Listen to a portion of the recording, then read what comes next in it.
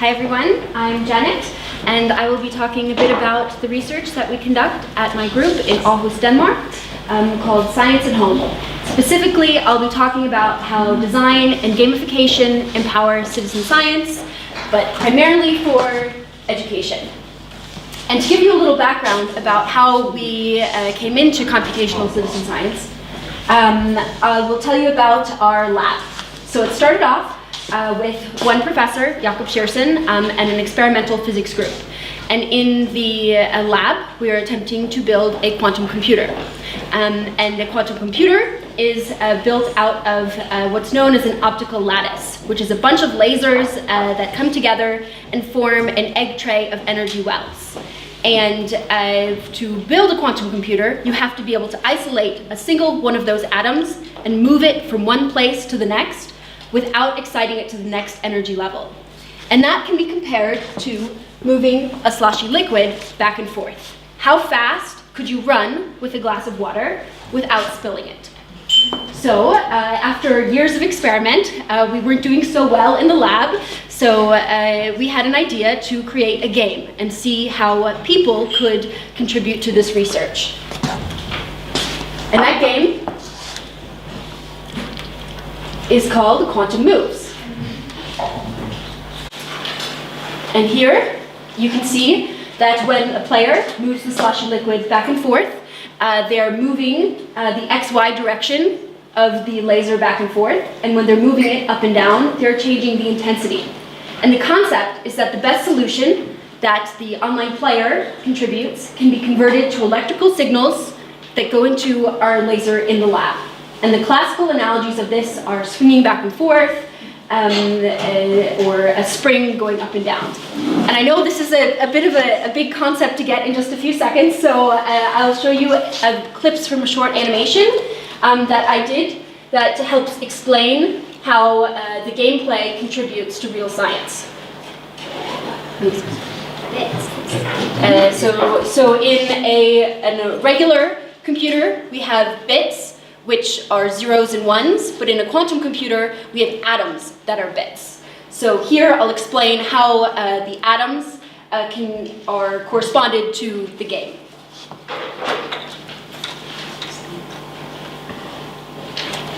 Nope.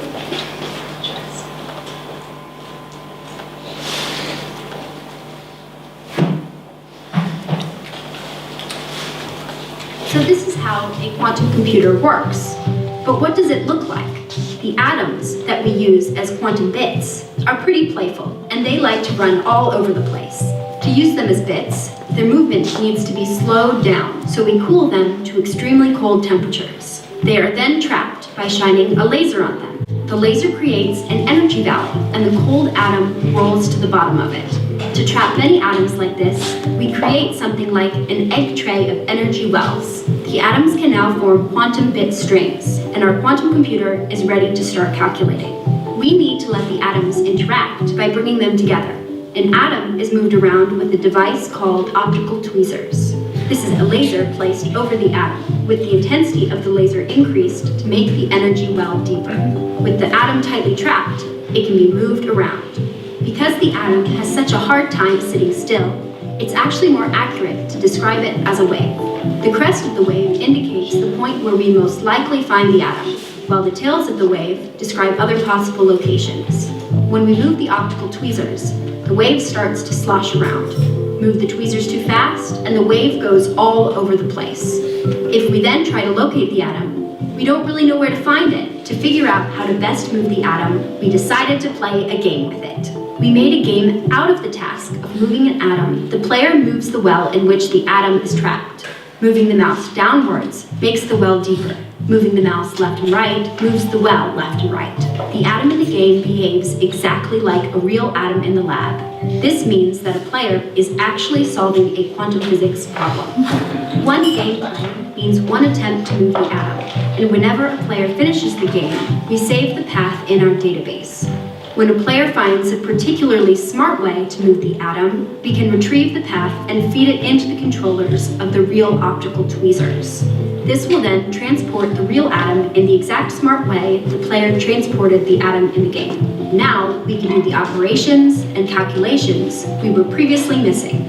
This is how your play becomes our research, and how you can help us build a quantum computer by doing science at home.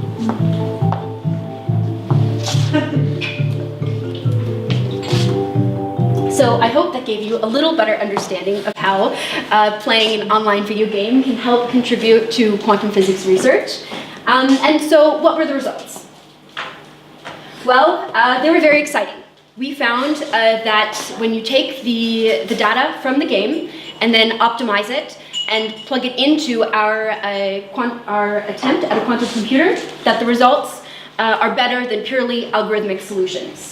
And this resulted in a Nature paper in 2016 and several subsequent publications. From this, we have been working to build a community around computational citizen science. However, we found that there is an issue when it comes to education. How with citizen science, the participants are able to contribute to one aspect of the research cycle, gameplay. So they are producing data for us.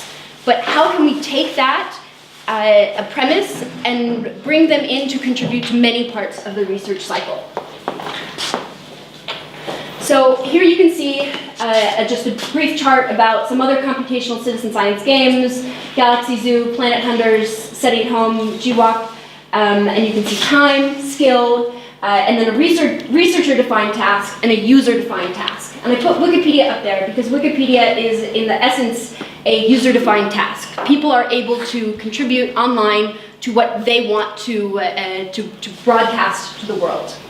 So what we hope to do is take our ScienceAtHome games that we have now and bring them up to an extreme citizen science level, where with a graphical interface, the users will be able to help analyze the data, to contribute to new hypothesis formation, and define the research problems and define the gameplay. And we'll do this through education and through our strategy of combining machine learning, natural science, high-dimensional complex optimization, cognitive science, and the science understanding of human interaction. And that all comes together in this hybrid intelligence through citizen science. And so far, we have about 250,000 players that are active on our website. So we've started by developing a suite of games. So Quantum Mousse was our flagship game, and then we have Turbulence, which is, I'm the project owner for that, which is a Millennial Prize problem in fluid dynamics, exploring a Millennial Prize problem in fluid dynamics, NP-hard problems, online cognitive profiling, Newtonian dynamics, intuitive data science, that's very important, understanding statistics, behavioral economics, cognitive search, individual searches, and quantum theory for everyone. So how do we incorporate this into teaching? So we have another chart here, fun and engaging versus motivational for curriculum. And at the bottom of the chart, we have our traditional textbook learning. And then going up a little bit, we have online courses like Coursera, Udacity, and online textbooks. And we're hoping that through Student Researcher, which is incorporating these computational citizen science games into learning modules, we can test our hypotheses that presenting curriculum in a research-relevant context increases motivation to learn, and that game-based education activates those motivations. So this brings me to our next point. In summer of 2017, a new organization was founded called Think Like a Scientist. And the motivation of Think Like a Scientist is seeks to create a movement that recognizes, connects, expands the efforts of individuals and organizations seeking to stimulate students to think like a scientist in an emergent universe. Sorry, that's a bit of a mouthful, but it currently consists of 27 partners, in the US, and we have 7 major partners there, and an advisory committee including 3 Nobel laureates, the president of AAAS and of NAS. And the leadership team is the Smithsonian Center for Science Education, University of Illinois, Annenberg Center for Public Policy, Hong Kong Academy for Gifted Education, and us in Aarhus, Denmark at ScienceAtHome. And so this is, it's a broad organization that consists of museums, of educators, of innovators, and of teachers, and teacher after-school mentorships, clubs. But us at ScienceAtHome, what we contribute is what we are now calling ReGame, Research Enabling Game-Based Education. And we're hoping that through ReGame, we will be able to increase the student motivation by providing epic meaning through a direct link between core curriculum, frontline research and development, and global challenges such as sustainability.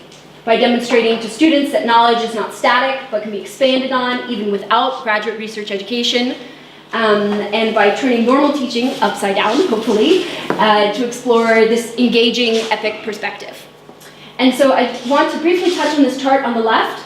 Often we have a spectrum from intuitive students to analytical students, students that have more challenges in learning, to those who we would categorize as gifted. And often it is the analytical and gifted students that get the most focus and the most accolade.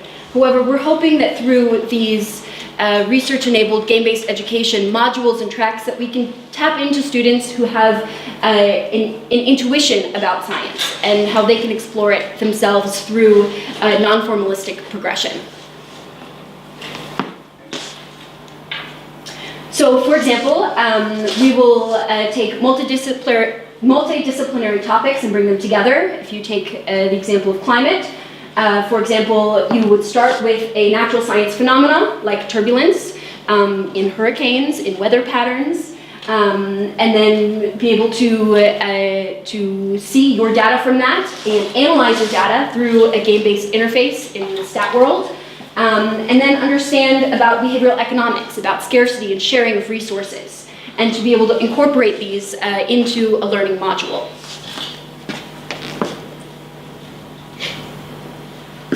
So ReGame as non-formalistic progression, you'll be able to start from playing a game simply as on your phone, to moving to a high school setting where you are interacting with the online educational module, and then perhaps to the university level where you could interact with what we're calling our Quantum Composer, which is a graphical interface that allows students to plan their own experiment through a Scratch-like interface without actually having to be in the lab. So they can tweak different variables and form their own hypotheses and then send their solution to the lab and get the results back themselves. And we did an online exposition of this called the Alice Challenge, where we allowed users from all over the world to use our laser in our lab. So over the course of a week, they were able to change different plots and submit their results, and then a few minutes later, they would be able to get the results back. And we hope to use that to expand to countries that don't have the resources for advanced quantum physics laboratories, so that their students can still participate in research. And so a little bit more about our collaboration. You can see we have a lot of people. This is not an easy task. And so we're working with machine learning, didactics, corporate innovation, behavioral economics, psychology, anthropology. And this is all part of CODER, which is the Center for Community-Driven Research, something like that. And this is our current team, our team in Aarhus, where we have experimentalists, theorists, a development team, learning and psychology, and those are all located in our laboratory.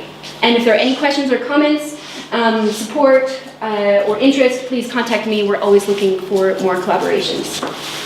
And follow us, ScienceAtHome, or me at @Rafner on Twitter.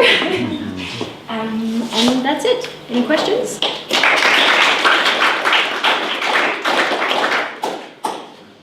We just said wow. One more point, sorry, I forgot to say that I'm really interested in getting your feedback on. So we've been given an opportunity this fall in week 39 to present Regame, and we have I think about 200 Danish schools.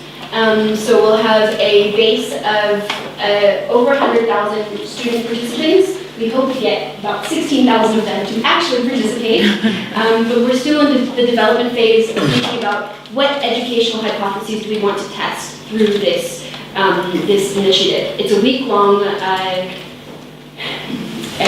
we're calling it the Regame Cup. It's a week-long competition where all day students will be participating in modules on Turbulence, on Quantum Mousse, on our skill lab, which is the cognitive science, and on Stat World, on statistics. And so they'll have a suite of educational activities and games and creative activities that they'll be participating in, but we're still formulating our hypotheses on what the students will learn from that. So I'd love to hear feedback or from teachers and from educators what you think about that opportunity, how to make it successful. Wow. I just have a question for all the games. It's all in English, I guess, or you have translated? So for now, they're all in English. Some of them are English and Danish, but we have we're working to translate them into Cantonese and to Mandarin, because we now have our partners in Hong Kong, and we also are partnered with LAMAP in Paris, so hopefully a French translation as well. But the more partners we get, the more availability for translation. So, but how do you work with translation? Are you gonna have people doing pages by pages, or do you have set it by volunteers, or how are you gonna do the translation? We wouldn't do it by volunteer. We would do it internally by our collaborators that speak the languages. Okay, so someone's gonna do it. Yes.